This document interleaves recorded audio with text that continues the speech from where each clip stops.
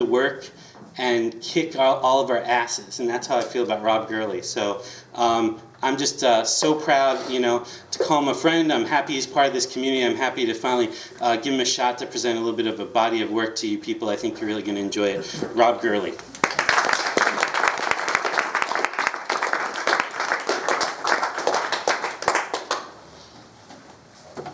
Okay, my big moment. Splendid open mic performers. Love the hat. I'm an old man. I meant it sincerely. I know. I'm, for the most part, someone who tells stories in verse, And I wrote this in my mid-30s. I don't think I've ever read it to anybody but a few of my friends and my family. It's about a canoe trip in Puget Sound. Excursion to Squaxin Island.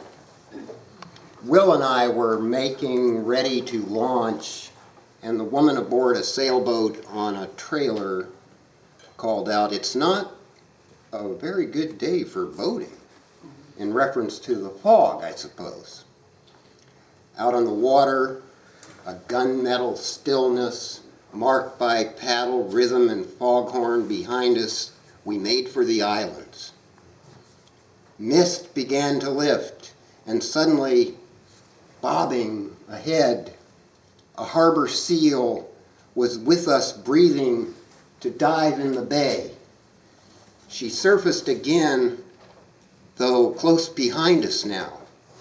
We slanted the canoe off course to watch a dripping and curious gray head full of whiskers and dark spot markings. The sleek seal followed playfully a while. In time, our vista grew as fog rose behind us, and we saw a larger seal with a silvery fish in its mouth. This one preferred 3 shallow dives between each extended dive. The sun came out brightly after our rest break on shore. Rounding Hunter's Point, we paddled into the channel a breeze and scanned the beaches for the rotting dead whale rumored as towed there. We found nothing beached at Squaxin Island, but with the tidal flow against us, we turned rather than go on fighting the current. We passed more seals and a pair of loons returning across Bud Inlet. With tired shoulders and cramped haunches, we reached the harbor.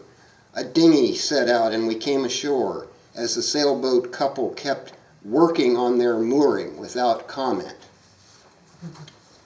And another one I wrote in 2008 is called Minus Tide. What's it called? Minus tide, very low.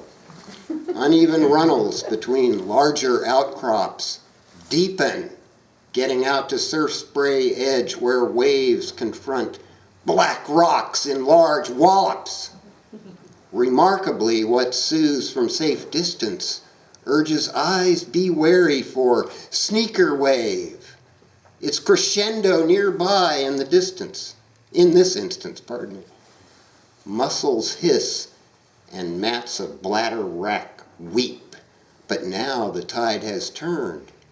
Ocean water bathes the starfish. Hidden crab take a peek. I was writing in those days a lot of these 9-line items, and that was one of those. And from 2010, Raven starts a nest. The late winter month he dallied near Forks was pivotal for Raven in retrospect. A good ways out in the forest he found a woodcutter taking chunks from a cedar stump. And when the shake splitter had gone, Raven swooshed. Where did he swoosh? From the conifers as if to inspect. His tail went side to side while he walked, and the beak snatched up loose bark strips as a clump. He flapped off through the maze of long branches, seeking a roost which could provide useful support and be somewhat dry in the drizzly wet. Raven hadn't built nests before, yet he knew he would. He brought up sticks during the next few days until he had a deep, tangly oval of sorts. Bark strips spilled from his beak. The gray morning he reached the nest where now a female raven stood. At first a bit wary, though curious, the ravens flew to one tree after another like some follow-the-leader game, and their pairing with each other both began to accept. Loud raven caws fractured the stillness. By noon, they went back to nest building together.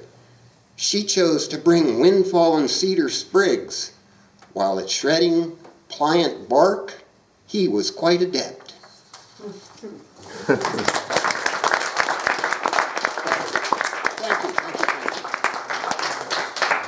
This is a new chapbook that Chris referred to, kind of a preview edition.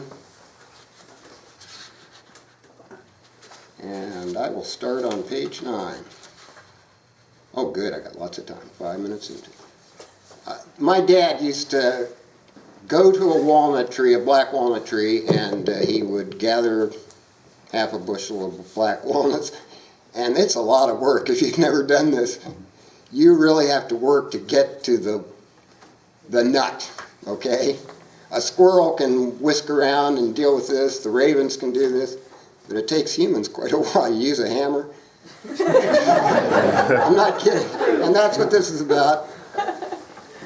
Black walnuts gathered near Klickitat, Washington. Knife away the decaying husks, ASAP.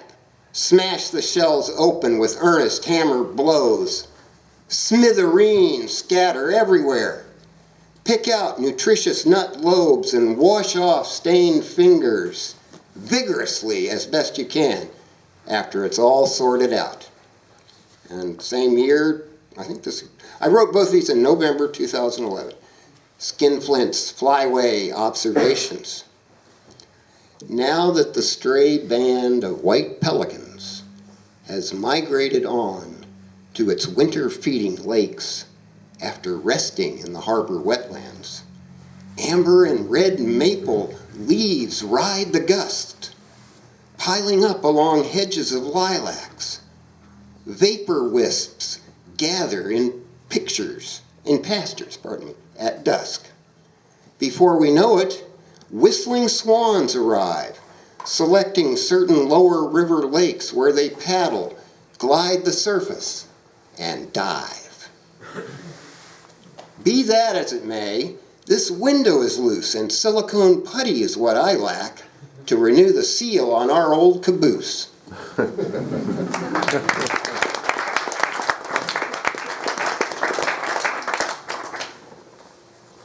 Consult the little list here, yeah, okay.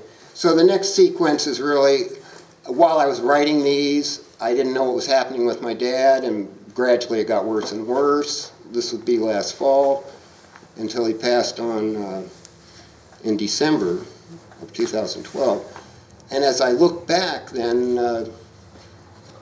going to open mics and whatnot, gradually I began to realize that what had happened in our family had influenced the writing I was doing, even though the topics are not particularly about my dad. So one was in August, and it was like a dream.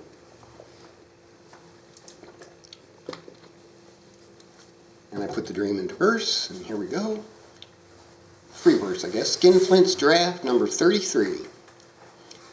Opening the box which arrived, presumably a tailored suit, and seeing immediately that what I hold in my hands is a mobile of wooden pieces, roped together as human shape, painted as tuxedo torso, complete with matching arms and legs, head fallen behind so I can't see it, I collapse in a heap with the mobile as if off balance while awakening, This can't be worn to the wedding. Okay, and I worked through the summer on something, and probably many of you have heard this in different variations. And eventually, Alohi Gadoogie Journal was kind enough to publish this as Oasis last January. And I wrote it kept playing over and over until my wife told me I couldn't play it anymore. Conda, recorded by Miles Davis. Trumpet with Keith Jarrett piano, John McLaughlin guitar. Airto Moreira percussion. Jack DeJohnette drums. 1970. Okay, so that was in the back of my head. One of the ravens I watch perches in the crown of largest maple. Morning I gaze through southwest window. In the month, wild carrot unfurls blooms white as Queen Anne's lace. Doilies dancing in currents above the greensward. Did you get a new spatula for stir fry? It's been a long while. Lise withdrew her hand when she heard my vision, the safari in a camel caravan, following the curve of the endless ridge without finding the route sloping down to the oasis. Suppose I might as well be speaking to the raven pair come evening. I'm as sorry as cottonwood seed balls rolling and colliding. And the next poem in the sequence is called Homemade. Head half of a medical bed, left elevated 22 degrees, supports a gentleman opening roomy eyes again. Last week he said, "There's a nurse here he mistakes for his sister Burl." This one with red freckled forearms is repeating his given name. Intonation sincere and expectant, he asks, "Are the blueberry tarts ready?" The effort now to retrieve his glasses while she tilts the bed more upward seems greater than it took him 50 years ago to prepare 100 blood samples for the centrifuge. Dad's pump has slowed beneath the minimum output required for surgical repair to his aneurysms. The clinical environment puzzles us both. His abdominal bleeding is about the same. When barrel number 2 leaves, he has 2 bites from a homemade blueberry muffin I brought. And then in the fall, we went out to Mother Foucault's bookshop where Kurt performed earlier this week. And I wrote this waiting around to see who would arrive, out on the street. It was pretty warm in October last year.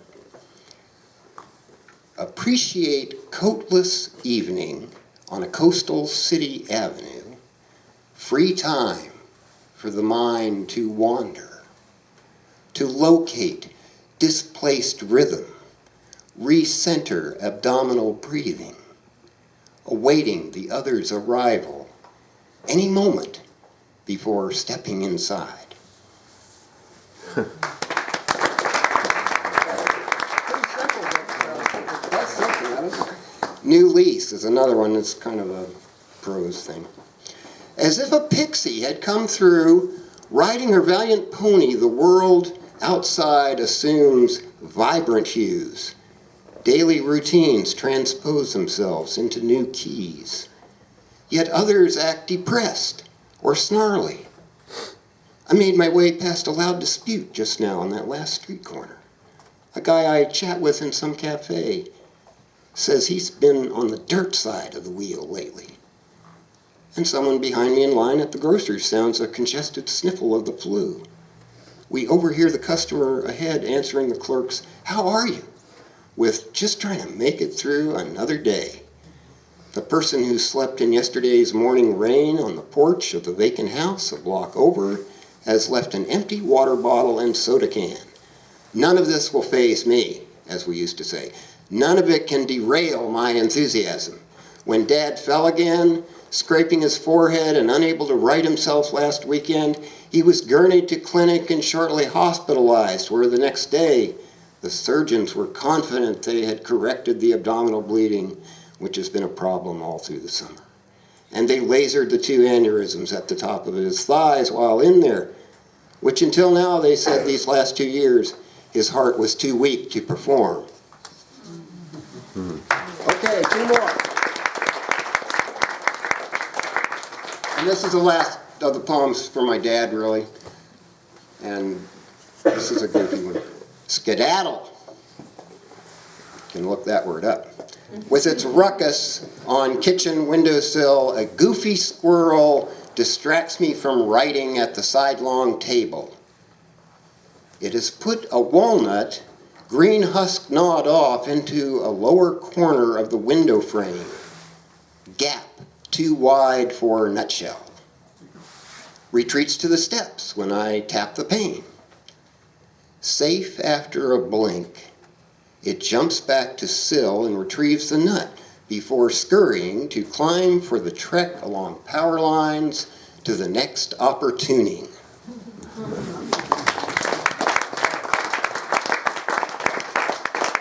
Okay, and I have a broadside. If everyone would like to have one of these, help yourself. Send some around this way, and I need one to read from, and this will be my last piece. I tried a couple times to publish this, and nobody wanted it, so I think I'll do it myself.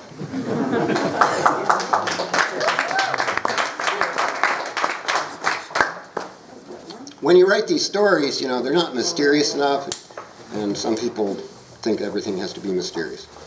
A Cavalier's Mistress. It takes place in Piedmont, Italy, 1125. Anselmo of Sevilla wanted his horse saddled for exercise upon learning that his mistress had fled in the dark of night. He checked the cinch and mounted the steed before reaching to grasp his tilting lance, and we followed proudly over the bridge. Our cavalier rode without angry haste, as if this was any dewy morning. I need to put on my Italian costume here.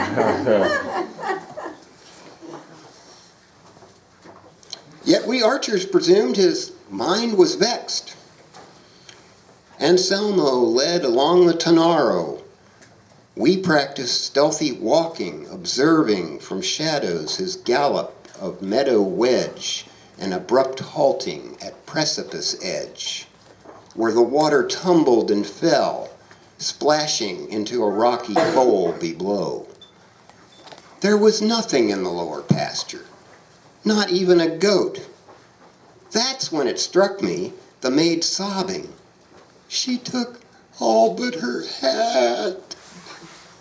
We forded the river at a riffle and over a wide gravel of slippery stones and rested while the others came across. I handed my sire the flask of wine and told him she may have hired a cart to transport her trunk of gowns and sundries. I shan't fret that Vera seeks city life. Our duty is to guard the Seva Bridge. We'll find other maidens to warm our beds. Besides, my sire went on, who can predict the battles which will engage us, or where, come fall, our squad may be bivouacked? The archers were climbing out of the stream, and Anselmo's horse walked towards them. My sire joined their banter and jesting. We spoke not of his mistress after that, although market day a Milesian trader said Vera had gone toward Torino. Midsummer, my sire found an old carver who crafted crossbow pieces, sturdy and true. Sire gave us 5 fine bows from that workshop. A family messenger disrupted the Piazza Bocce game one evening when enduring August heat had begun. And next day our cavalier supplied horses on which we rode until we could take up a flanking position outside Alba. He told us to have sentries on lookout day and night for any reinforcements advancing our way whom we could ambush. 2 months encamped, and we had no battle. The Genovese force had not arrived to support Osti's threat against Alba. Nigh autumn's end, Sire was titled Marquis and betrothed to strengthen Savoy ties. I became his envoy inside Alba.